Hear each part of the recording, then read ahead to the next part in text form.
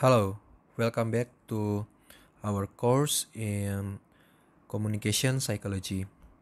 After we learned intrapersonal communication earlier, now we will discuss the concept of interpersonal communication. We start with slide 11. First, conceptually, interpersonal communication is a form of communication between one individual and another, usually between two people. This is the form of communication that we are familiar with, right? And when we continue to slide 12, please move on to slide 12. On this slide, you will find activity 3.2.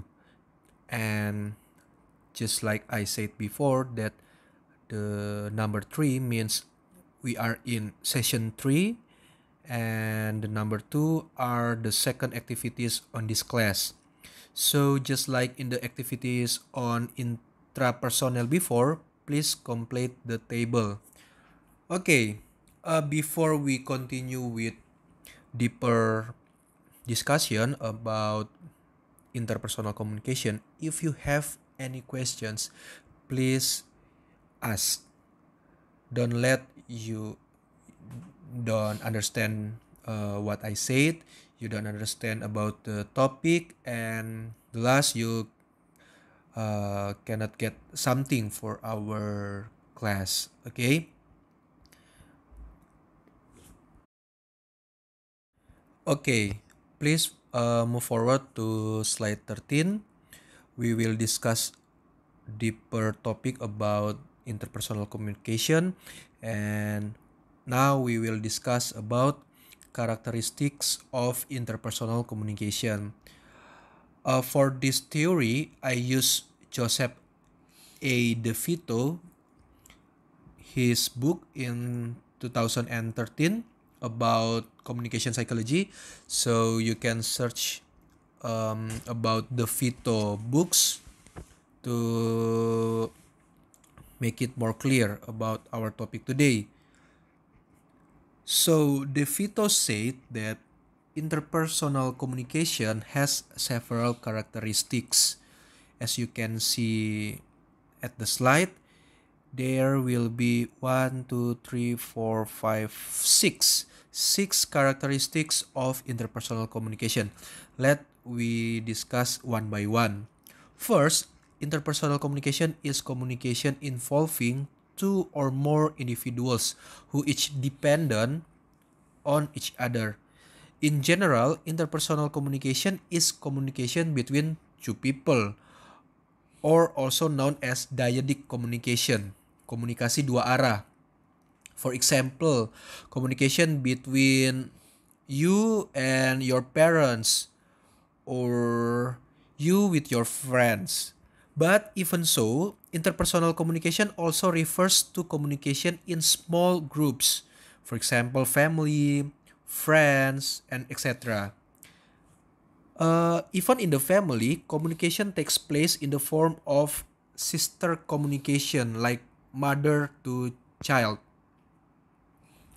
The second characteristic, interpersonal communication in inherently relational. Secara inherent bersifat relasional, jadi bersifat saling berhubungan. Due to their interdependence, jadi interdependence itu saling ketergantungan. Wait a minute. Interpersonal communication is unavoidable and a very important, right? Interpersonal communication plays a role in a relationship that has an impact on a relationship and defines the relationship itself. Nah, communication that takes place in a relationship is part of the function of the relationship itself. Therefore, the way we communicate is largely secara umum atau lebih banyak determined by the type of relationship that exists between us and other people. Jadi sebuah komunikasi itu sangat ditentukan dengan tipe hubungan antara kita dengan lawan bicara kita. It should also be understood that the way we communicate, the way we interact will affect the type of relationship that is built. Jadi bagaimana cara kita berkomunikasi, bagaimana cara kita berinteraksi meskipun kita sudah punya hubungan, bahkan bisa saja mempengaruhi hubungan ke depannya. Seperti itu ya. Kira-kira ada yang bisa kasih contoh nggak? Oke, kita lanjut dulu ya. And the third characteristic of interpersonal communication is in a series of unity, berada pada sebuah rangkaian kesatuan. Interpersonal communication is in a long series of units that stretch from impersonal to hyperpersonal. On an impersonal point, we communicate simply between people who don't know each other, for example, buyers and sellers. Whereas at a higher personal point, communication takes place between people who are intimately connected to one another. For example, father and son, mother and daughter, you and your friends, and etc. Jadi interpersonal communication ini adalah suatu rangkaian kesatuan yang level paling rendah kesatuannya adalah ketika kita berkomunikasi dengan orang yang tidak kita kenal kayak gitu ya. Misalnya kayak tadi buyers and sellers kan kita tidak kenal ya, tetapi semakin tinggi tingkatan komunikasi, semakin tinggi kesatuan komunikasi, itu menandakan keintiman atau terkoneksinya kita dengan si lawan bicara kita. Misalnya hubungan Anda atau komunikasi Anda dengan orang tua atau dengan teman-teman Anda.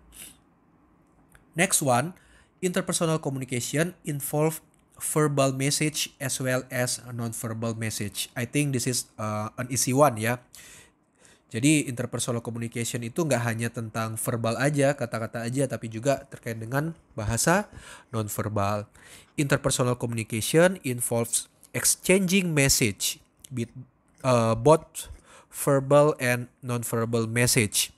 The words we use in face-to-face communication with others are usually accompanied by non-verbal cues such as facial expressions, eye contact, and gestures, or we known as body language.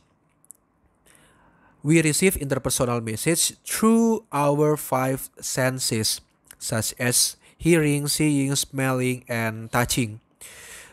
Even when we are silent, biarpun kita diam gitu ya, we actually send an interpersonal message, right? The message conveyed depend largely on other factors involved in the interaction.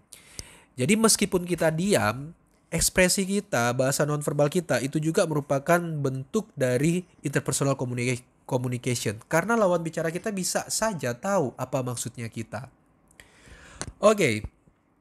Next, interpersonal communication takes many forms. Berlangsung dalam berbagai bentuk. Makanya kan tadi saya tidak menceritakan tentang apa saja bentuk komunikasi interpersonal karena banyak banget ya.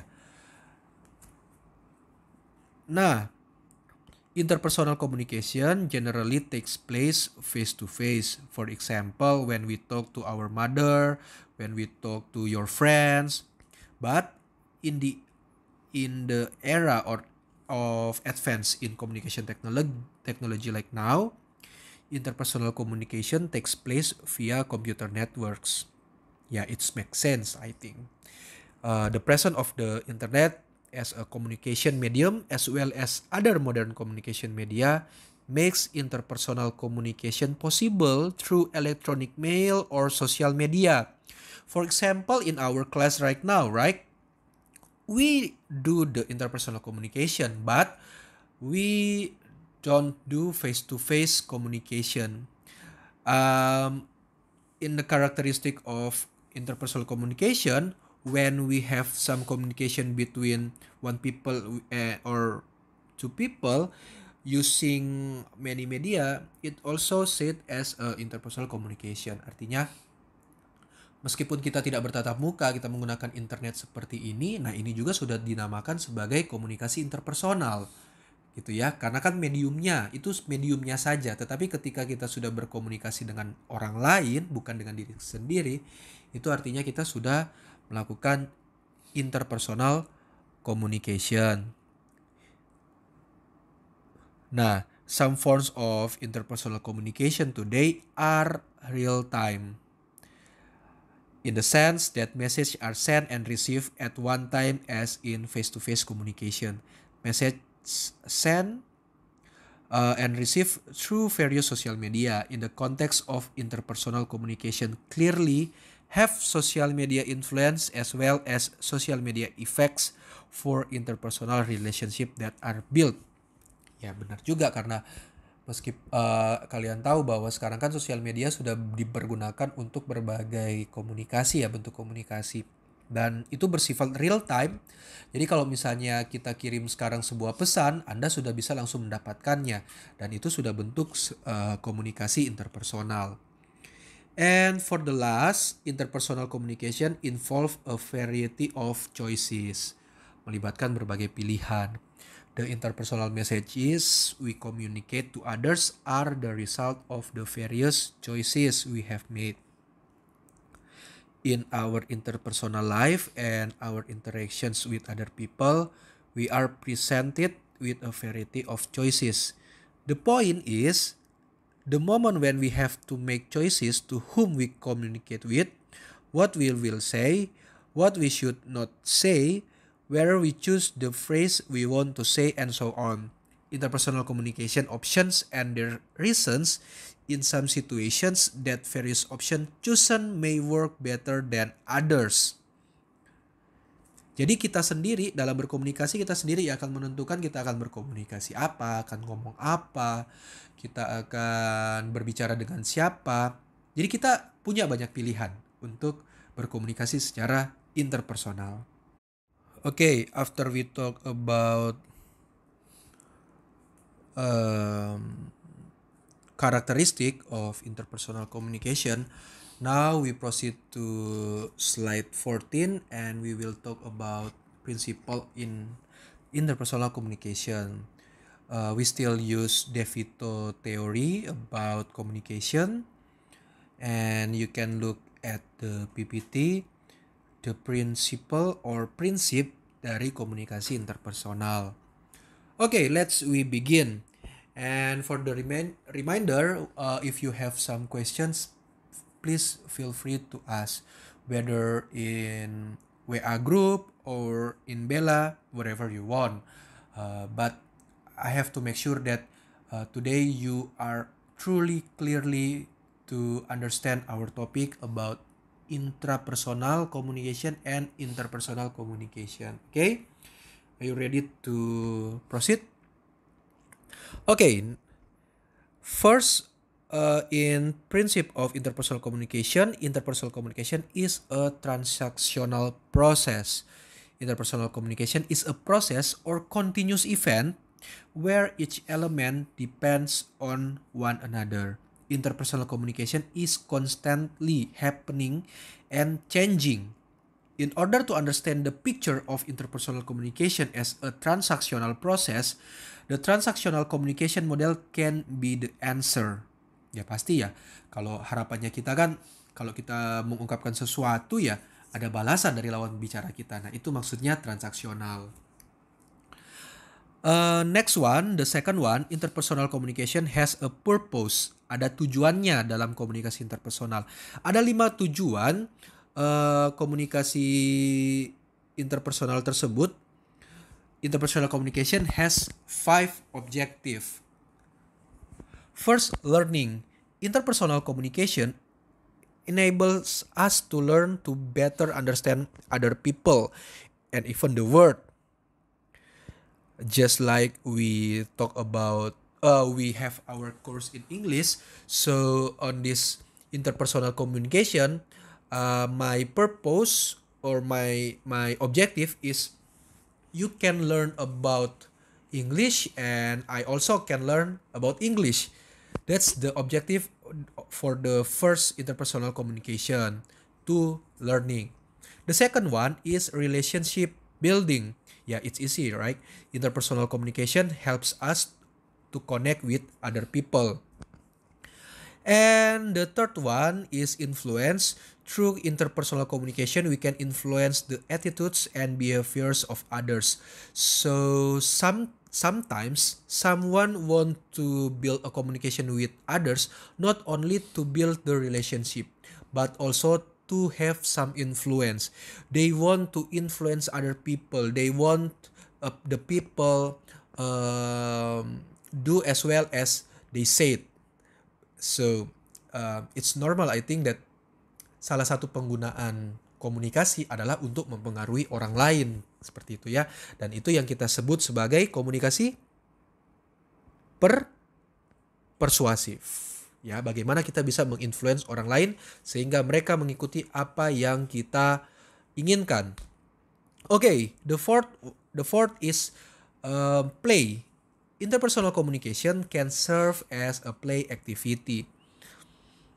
Play di sini, kalau misalnya menurut teorinya Vito, sebenarnya play di sini lebih pada bahasa-bahasa non formal, bukan bahasa non formal ya. Apa percakapan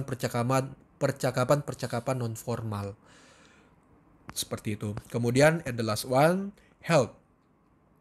Through interpersonal communication, a therapist, you as a psychologist, use mental healing techniques known as therapeutic communication methods in nursing or in our field of study, just like counseling, psychology. So we use words, we use interpersonal communication to help others to make he or she become healthier. Okay, the third principle is interpersonal communication is ambiguous. Ambigu.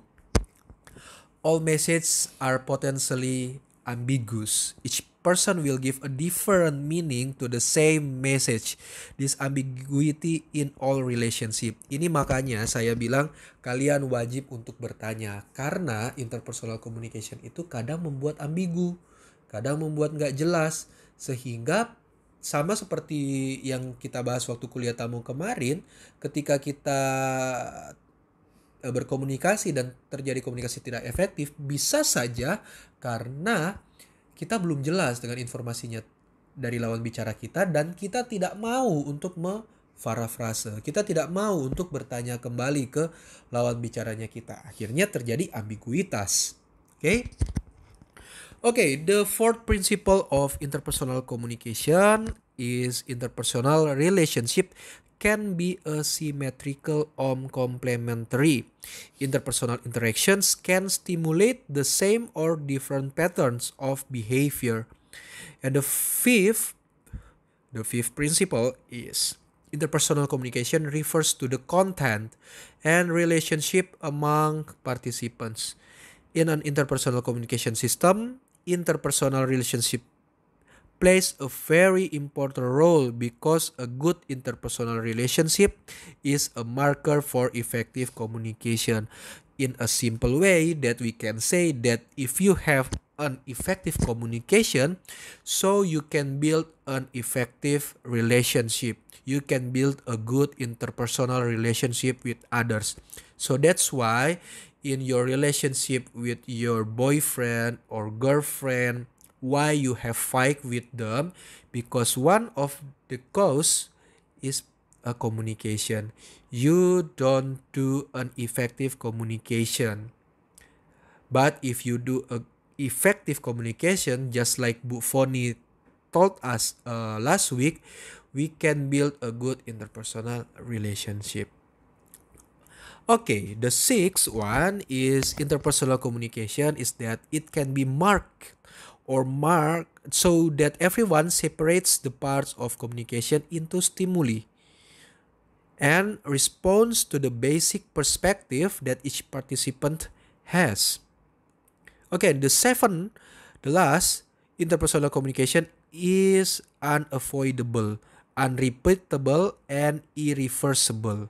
Jadi nggak bisa dihindari, nggak bisa diulang. Ketika Anda sudah mengucapkan kata-kata, ya tidak bisa diulang untuk ditarik kembali, seperti itu ya. When in an interpersonal situation, we cannot help but communicate, and we cannot exactly repeat a specific message. So be careful when we say something, especially in a mass situation. Um, Kalau misalnya ngomong seperti ini kan, kalau direkam, kalau misalnya nggak cocok bisa saya hapus, kemudian saya rekam lagi. Tapi kalau misalnya kalian ngomong langsung, kan kata-kata itu tidak bisa ditarik kembali. Ketika kita mengucapkan suatu kata yang menyenangkan, ya akhirnya akan membuat seseorang bahagia. Tetapi ketika kita mengucapkan sesuatu yang tidak menyenangkan dan akhirnya orang tersebut sedih, ya kita nggak bisa lagi untuk menarik kata-kata kita lagi. So that's the seven principle of interpersonal communication. Okay, we mates.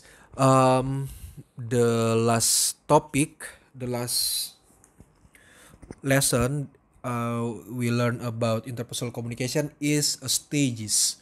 The interpersonal relationship stages on slide 15. Please open slide 15 together. Nah, I think this is my personal opinion. This is the answer why we have some problems in communication. We have to know the stages. Okay?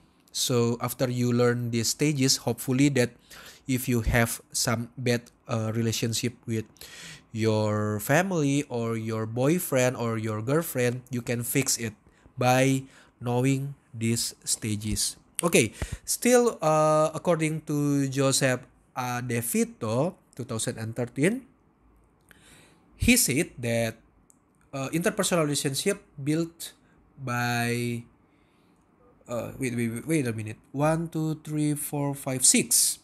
6 stages. Okay, let we begin in the first stages is context. At this stage, there are several types of perceptual contact, such as what we see, what we hear, and so on. From this stage, we form a mental and physical picture, such as gender, age, beliefs, and values, and so on.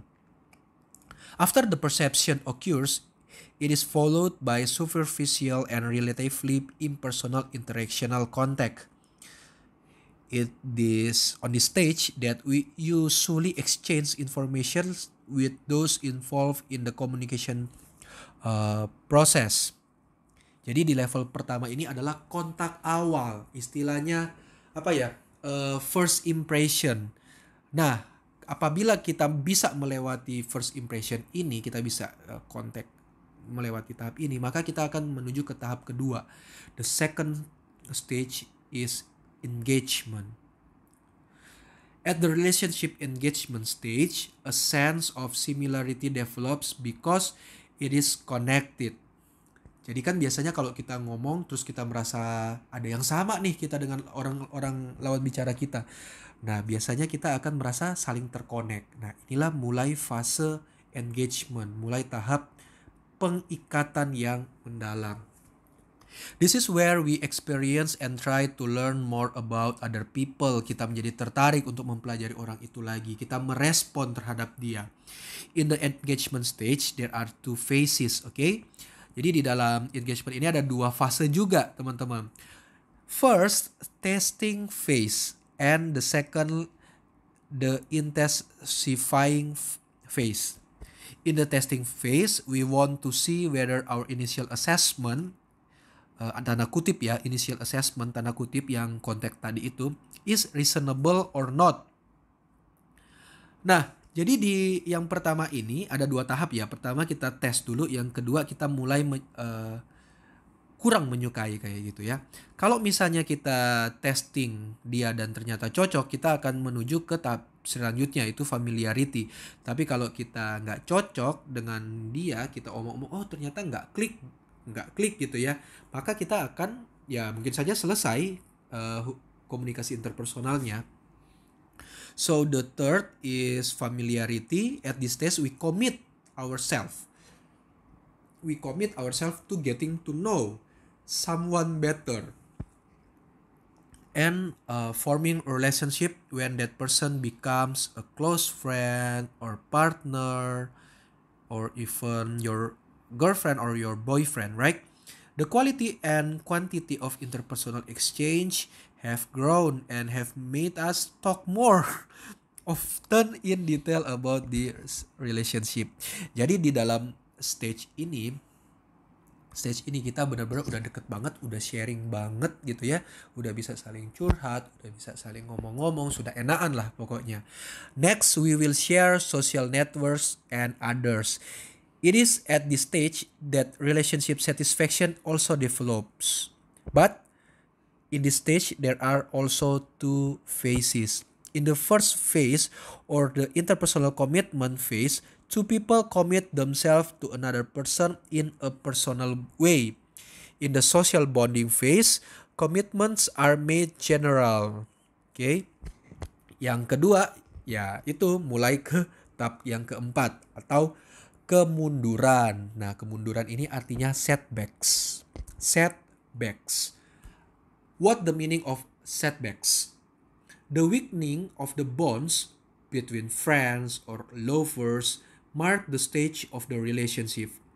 The first phase in the deterioration stage or in the setbacks stage of the relationship is the interpersonal dissatisfaction that begins to be experienced when interacting and begins to look at the gloomy future with your partner. If this phase continue to develop, it will continue to the second phase, namely interpersonal setbacks. We begin to withdraw or avoid interacting, no longer share with others, are often silent when together, lack of physical contact, lack of psychological closeness. Jadi udah acuh nggak? Udah acuh tak acuh kayak gitu ya kalau kalian masuk ke setbacks ini. This is where conflict develops and it is difficult to find the best solution. Nah, ketika Anda menghadapi kondisi komunikasi seperti ini, ada dua pilihan sebenarnya. Ini akan menjelaskan stage 5 atau stage 6. Jadi ketika kalian sudah tidak terlalu terikat dengan orang lain, hubungan kalian renggang, maka kalian akan menentukan mau di repair atau mau disconnection hubungan kalian. Okay, let we start with repair. In the initial phase of the repair stage, namely intrapersonal improvement, we try to check and analyze what went wrong and begin to find bright spots or ways to overcome the relationship breakdowns that occur. We evaluate the positive as well as the negative if the existing relationship is continued or ended. To decide to improve relationship, we must enter the interpersonal improvement phase, which is communicating with our partners about what they want to see, what to do, and what they want to do. This is the negotiation stage where our partners and we try to improve the relationship. Ini kenapa orang putus hubungannya? Karena di tahap repair ini kita seharusnya berkomunikasi dulu secara intrapersonal. Kita berkomunikasi dulu dengan diri kita. Kita menganalisis, kita ngecek ada apa yang terjadi, kenapa kok bisa hubungan kita menjadi kacau seperti ini. Kita coba mempertimbangkan apa bright side-nya atau yang tadi saya katakan bright spots-nya. Kenapa kok hubungan ini menjadi rusak? Nah itu. Nah, setelah itu baru Anda bisa masuk ke interpersonal improvement phase. Baru Anda berani atau Anda wajib untuk berkomunikasi dengan partner Anda. Tanyakan kepada mereka apa yang mereka pengen, apa yang mereka mau. Jadi nggak boleh diam-diaman. Kalau diam-diaman, akhirnya masuk ke tahap 6 nantinya. Nah, ini adalah tahap dalam tanda kutip negosiasi. Negosiasi dengan siapa saja. Yang paling penting adalah negosiasi dengan diri Anda. Kalau Anda nggak bisa kompromi dengan diri Anda nggak bisa negosiasi dengan diri Anda udah dalam tanda kutip gelap mata terhadap suatu hubungan, ya Anda akan berpikir dia yang salah, bukan saya yang salah. Nah, makanya kemampuan intrapersonal itu sangatlah penting. Okay, but if you cannot repair your communication, the last one of the stage is disconnection. As this stage, the bonds between individuals are completely broken. At first, the breakup generally took place in the form of interpersonal separation. For example, a house separation, udah nggak kontekan lagi, udah cabut status di media sosial, and so on. If this separation is accepted and if the relationship cannot be repaired, then we enter a phase of social separation. Ya contohnya ya paling ekstrim ya contohnya adalah ketika kita masuk di disconnection ini, kalau pernikahan cerai, kalau kalian masih pacaran ya putus gitu ya. So that's all the topic about interpersonal communication. If you have any question, please ask. Okay? Okay, please forward to the slide 16, and our recap is first, always remember the concept of communication, the process of communication including the forms element that forms the process of communication. Second, intrapersonal communication. Intrapersonal communication is how we ourselves communicate with ourselves. Okay, we talk to ourselves. We communicate with ourselves. And the third one, communication interpersonal, is how we communicate with other people. That's our recap. And next week we will learn about some theory, which is we will talk about mass communication. As you know that human is a part of society, right? And in the society, there will be a social interaction. Nah, on this social interaction, there will be a symbol which is very dynamic, which is very multi-interpretative and so on. So next week we will talk about theory of symbolic interactionism. Okay, so that's all our class for today. We try to learn in English, but if you have some difficult to understand what I just said before from the first video and the second video, please let me know. If you have a questions, please ask whatever you want. If you want to japri on me, go ahead. But if you want to share on our group, WhatsApp group, it's okay also. So that's all our class. Don't forget to always to check bella.ukwms.ac.id as our main platform, learning platform. Okay, please stay safe, always be happy, and do the best on whatever you do. Okay, goodbye and God bless you.